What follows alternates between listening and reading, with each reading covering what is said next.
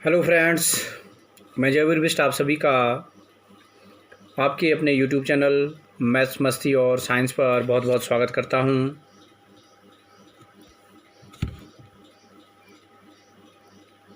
Friends, सर्वप्रथम आप सभी लोगों का मैं बहुत बहुत धन्यवाद करता हूं कि आप लोगों के द्वारा मेरी वीडियो को काफ़ी पसंद किया गया है। मुझे कमेंट्स भी किए गए हैं और वीडियो को शेयर भी किया गया है। और साथ ही मैं उन लोगों से भी अनुरोध करता हूं जिन्होंने अभी तक मेरे चैनल को सब्सक्राइब नहीं किया है कि वे भी चैनल को सब्सक्राइब कर लें, ताकि आगे की जो वीडियो बनने वाली हैं वो आपको भी प्राप्त हो जाएं और उनके नोटिफिकेशन भी आप तक पहुंच जाएं। फ्रेंड्स, आज हम जिस विषय के बारे में जानने वाले हैं, हमारी परिचर्चा का विषय है दो चरों वाली रैखिक समीकरण, उनका मानक रूप, दो चरों वाले रैखिक समीकरण युग्म, युग्मों का मानक रूप और किस प्रकार से हम दो चरों वाली रैखिक समीकरण युग्म के द्वारा बनने वाली समीकरणों के द्वारा रेखाओं का निरूपण करते हैं और जानते हैं कि कब किस स्थिति में रेखाएं समांतर होगी, किस स्थिति में रेखाएं संपाती होगी और किस स्थिति में रेखाएं प्रतिच्छेद करती हुई होंगी। तो इन सब के बारे में जानने के लिए आप इस वीडियो में मेरे साथ आगे भी बने रहेंगे। चलिए दोस्तों, आज के हम अपने टॉपिक पर आते हैं।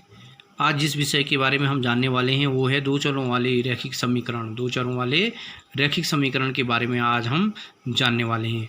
बात करते हैं दो चरों वाले रैखिक समीकरण। सबसे पहले रैखिक समीकरण क्या होते हैं, पिछले पाठ बहुपद में हमने पढ़ा था।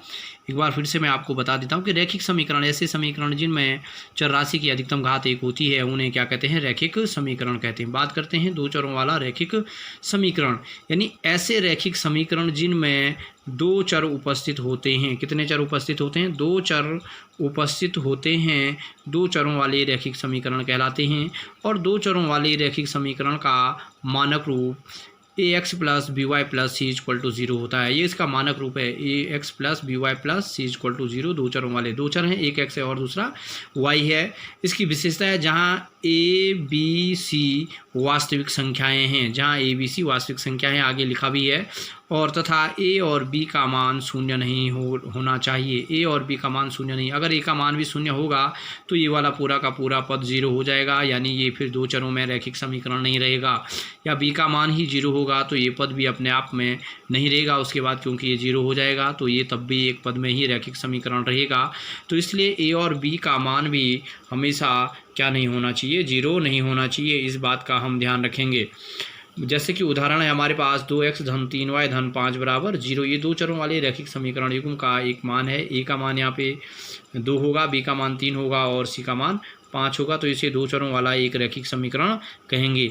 अब आते हैं दो चरों वाले रैखिक समीकरण युग्म का मानक रूप। अब अभी तक हमने केवल दो चरों वाला एक रैखिक समीकरण पढ़ा है। अब हम युग्म की बात करते हैं। युग्म का मतलब होता है जोड़ा। दो रैखिक समीकरणों के बारे में एक साथ पढ़ेंगे और दो रैखिक समीकरणों को किस तरह से हम एक साथ हल करते हैं उनके बारे में जानेंगे। तो इनके जो मानक रूप होते हैं, पहला मानक रूप होता है a1x plus b1y plus c1 equal to 0। पहला मानक रूप है a1x plus b1y plus c1 equal to 0, जहाँ फिर वही स्थिति a1 b1 व c1 वास्तविक संख्याएं हों तथा a1 और b1 का मान 0 ना हो। फिर दूसरा मानक रूप a2x plus b2y plus c2 equal to 0, जहाँ a2 b2 व c2 वास्तविक संख्याएं हैं तथा a2 व b2 का मान शून्य ना हो। नीचे लिखा है वह a1 b1 व a2 b2 का मान शून्य नहीं होना चाहिए। अब दो चरों वाले रैखिक समीकरणों की अगर हम बात करें तो कोई भी एक रैखिक समीकरण हो तो इस पहले एक रैखिक समीकरण से एक रेखा का निर्माण होता है और दूसरे रैखिक समीकरण से दूसरी रेखा का निर्माण होता है। और एक रेखा बनने पर जितनी भी डॉट डॉट बिंदुओं से, कोई भी रेखा डॉट डॉट बिंदुओं से बनी होती है तो उसमें जितने भी बिंदु होते हैं उन सभी बिंदुओं से ये x और y के मान निकलते हैं, यही उनके मान होते हैं। ठीक है, तो यहाँ लिखा भी है दो चरों वाले रैखिक समीकरण युग्म में x y के सभी मान उसी रेखा पर स्थित होते हैं जो रेखा उस रैखिक समीकरण द्वारा बनी होती है।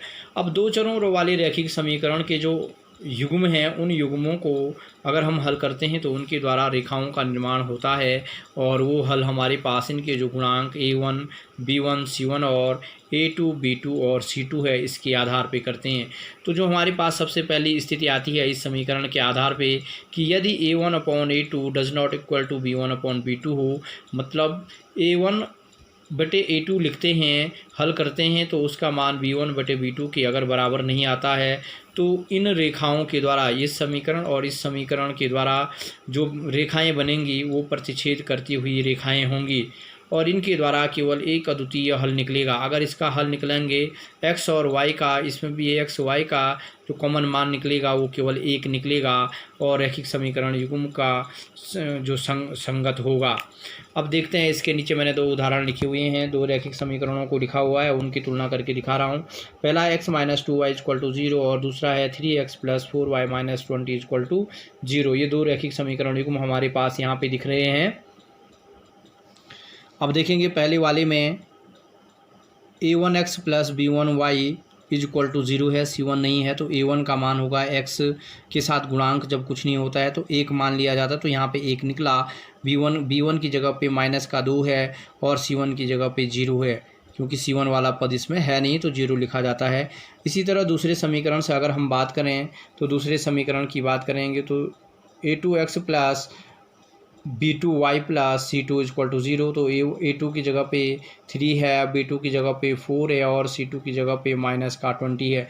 तो हमें पहली स्थिति केवल इतना ही चेक करना है, a1/a2 does not equal to b1/b2 check करना है। तो देखेंगे a1 का मान 1 है, b1 और a2 का मान 3 है, तो 1/3 और यहाँ से b1 का मान -2 है और b2 का मान 4 है, तो -2/4 हल किया, 1/3 आया और ये इसको हल करेंगे तो -1/2 आएगा। तो क्या 1/3 और -1/2 बराबर होते हैं?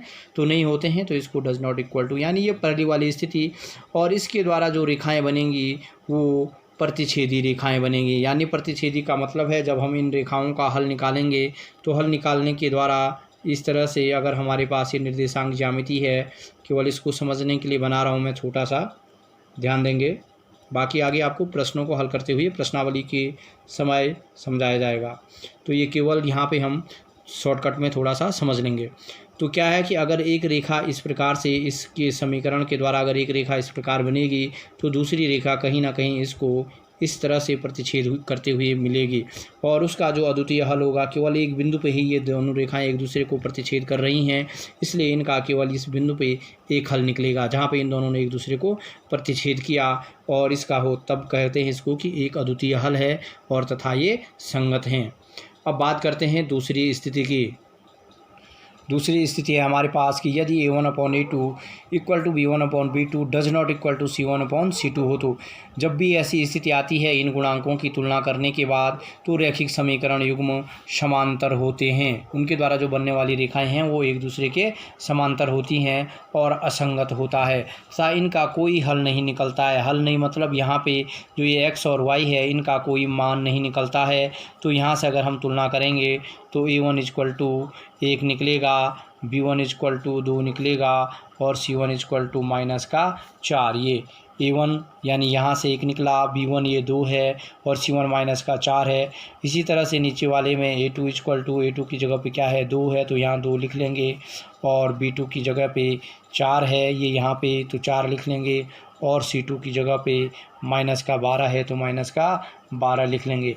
अब तुलना करेंगे a1/a2 ये देख सकते हैं a1/a2, तो a1 का मान 1/2 बराबर b1/b2 तो 2/4 बराबर c1/c2, तो -4/-12।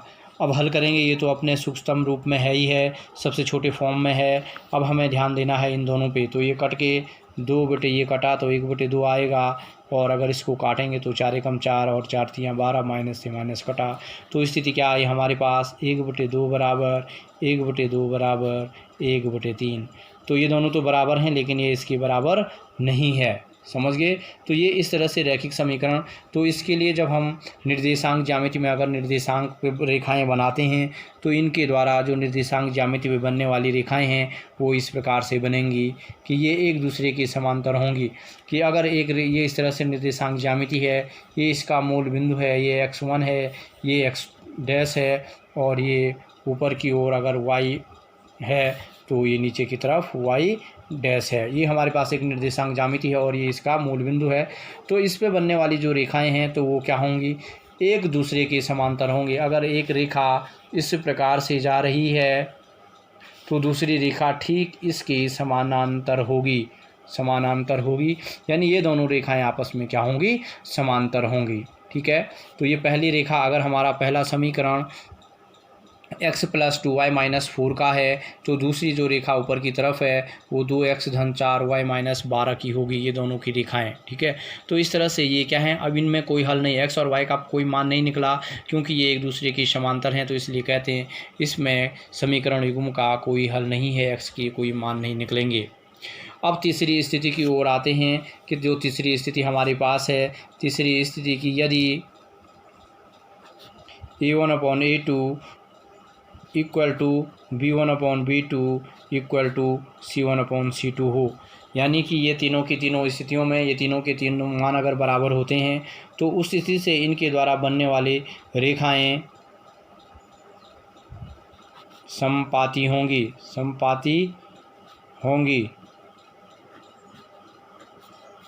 और दूसरी स्थिति होगी अनेक हल होंगे,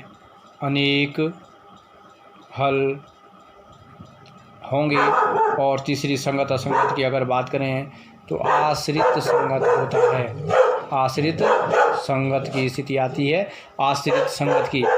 अब इसको भी मैं समीकरण के द्वारा अभी आपको उदाहरण के द्वारा समझा देता हूँ। अब ये यहाँ पे समीकरण युग्म लिख दिया गया है। पहला समीकरण 2x - 3y - 9 = 0, दूसरा है 4x - 6y - 18 = 0। अब इनकी हमें इस समीकरण a1/a2 equal to b1/b2 equal to c1/c2 से क्या करनी है, तुलना करनी है। तो यहाँ से a1 का मान निकल जाएगा आपका 2, b1 का मान निकलेगा, ये है b1 यहाँ पे 3, और इसी तरह से c1 का मान निकल जाएगा, ये यहाँ पे लिखा है -9। ठीक है। ऐसे ही नीचे की हम दूसरे समीकरण से, यानी कुल इनकी जो तुलनाएं करनी है वो इन समीकरणों से करनी है। अगर आपकी समझ में नहीं आया तो एक बार फिर से देखेंगे कि इनकी तुलना कौन से समीकरणों के साथ की जा रही है। देख लेंगे कि a1x + b1y + c1 = 0, ये y है। दूसरा a2x + b2y + c2 = 0। इन दो समीकरणों से इन दो समीकरणों की क्या की जा रही है, तुलना की जा रही है। अब देखेंगे a1 की जगह पे यहाँ 2 था, b1 की जगह पे 3 है, और c1 की जगह पे -9 है, तो वही लिखा a1 = 2, b1 = 3 और c1 = -9। ठीक है। इसी तरह से अब हम ध्यान देंगे a2 = क्या होगा 4, b2 = 6 और c2 = -18। समझ गए। अब इसको यदि इससे तुलना करेंगे a1/a2 equal to b1/b2 equal to c1/c2 है या नहीं है, तो तुलना कर लेंगे। तो ये हमारे पास आएगा a1 की जगह पे क्या है 2/b1, a2 की जगह पे 4 है, फिर उसके बाद b1 की जगह पे 3, b2 की जगह पे 6, c1 की जगह पे -9, c2 की जगह पे -18। 2 एकम 2, 2 दूना 4, 1/2 आया, 3 एकम 3, 3 दूना 6, 1/2 आया, 9 एकम 9, 9 दूना 18, 1/2 आया, माइनस से माइनस कट गया। तो जब हमने इसको हल किया तो ये क्या निकला 1/2 बराबर 1/2 बराबर 1/2, तो बराबर निकले। मतलब इन दोनों समीकरणों के द्वारा समीकरण ये 2x - 3y - 9 = 0, 4x - 6y - 18 = 0 से जो रेखाएं बनेंगी वो रेखाएं समपाती होंगी। कैसी होंगी, समपाती रेखाएं, संपाती रेखाएं होंगी। अगर हल x और y का मान निकालना चाहेंगे तो अनंत मान निकलेंगे। अनंत इसका मतलब अनेक हल होंगे, अनेक जिसकी बात करते हैं कि अनेक हल होंगे, ठीक है। जितना चाहें उतने मान निकाल सकते हैं, अनेक हल निकलेंगे x और y के। और इसके द्वारा जो समीकरण बने, जो रेखाएं बनेंगी कि क्या कार्तीय तल पर अगर हम इसे निर्देशांक ज्यामिति में ग्राफ पे अगर प्रदर्शित करते हैं, ये उसकी कोऑर्डिनेट एक्सिस x डैश और y डैश अगर हैं, तो इसमें बनने वाली कि अगर हमने एक रेखा, एक समीकरण का रेखा बनाई और अगर वो यदि मान लो सपोज इस तरह से गई, तो जो दूसरी रेखा बनेगी वो बिल्कुल इसी रेखा के ऊपर से जाएगी, थोड़ा भी इधर उधर नहीं होगी। यानी दो रेखाएं, इसी के ऊपर से जाएगी। दो रेखाएं हमें एक ही रेखा नज़र आएगी, ठीक है। दो रेखाएं नहीं बल्कि हमें केवल एक ही रेखा नज़र आएगी। तो इस प्रकार की स्थिति को हम कहते हैं संपाती रेखाएं। संपाती रेखाएं। तो इस स्थिति को हम एक टेबल के रूप में भी लिख सकते हैं।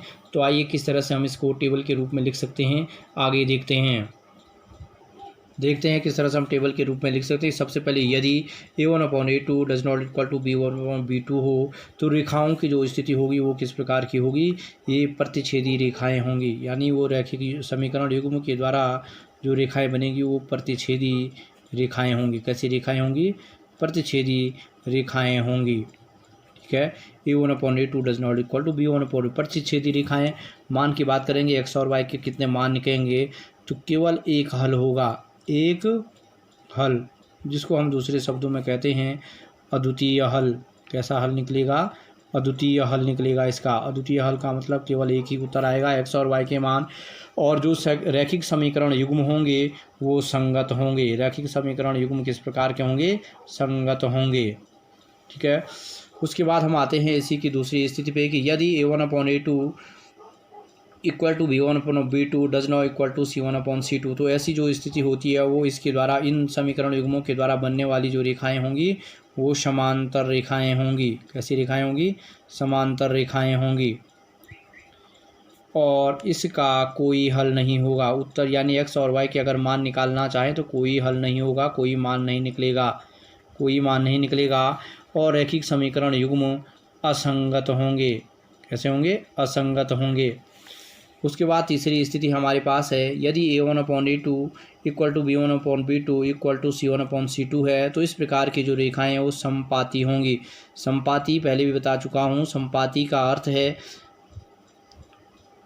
संपाती रेखाएं कि एक दूसरे के ऊपर से, यानी पता ही नहीं चलेगा एक रेखा है या दो रेखाएं हैं, इनके अनेक हल निकलेंगे क्योंकि दोनों के दोनों एक दूसरे के ऊपर है। तो x और दोनों में x और y के बहुत सारे मान निकलेंगे और इसको कहते हैं आश्रित संगत। एक दूसरे पे क्या है, वो आश्रित है, एक दूसरे के ऊपर हैं, तो इसलिए इसको कहते हैं आश्रित संगत। तो इस तरह से कुल मिला के हमारे पास जो स्थितियां बन जाती हैं, जो हमें समझनी है और देखनी है, वो कुल मिला के हमारे पास बनने वाली जो स्थितियां हैं वो 9 स्थितियां बन जाती हैं। कितनी स्थितियां बनती हैं, 9 स्थितियां। पहला है जाता है, ये पहली स्थिति, 3 स्थितियां हैं। इन तीनों के अंदर ये 1 2 3, अगर इसको याद करें तो 1 2 3, फिर इसको याद किया 1 2 3, इसको याद किया 1 2 3, तो तीन तियाँ 9 स्थितियाँ ये हैं। और ये स्थितियाँ भी हमें याद करनी है कि अगर पहली स्थिति a1/a2 does not equal to b1/b2 हमने याद किया तो प्रतिच्छेदी रेखाएं एक हल होगा, अद्वितीय हल होगा और संगत होगा। दूसरा है a1/a2 equal to b1/b2 does not equal to c1/c2, रेखाएं समांतर होंगी, कोई हल नहीं होगा और असंगत, रैखिक समीकरण युग्म असंगत होगा। तीसरा a1/a2 equal to b1/b2 equal to c1/c2, संपाती रेखाएं होंगी, अनेक हल होंगे और रैखिक समीकरण युग्म आश्रित संगत होगा। अगर वीडियो आपको पसंद आई हो तो इसको लाइक कमेंट ज़रूर करिएगा और साथ ही चैनल को सब्सक्राइब भी करेंगे। और इससे आगे के लिए अगली वीडियो में मुलाकात होगी। वीडियो में बने रहने के लिए धन्यवाद।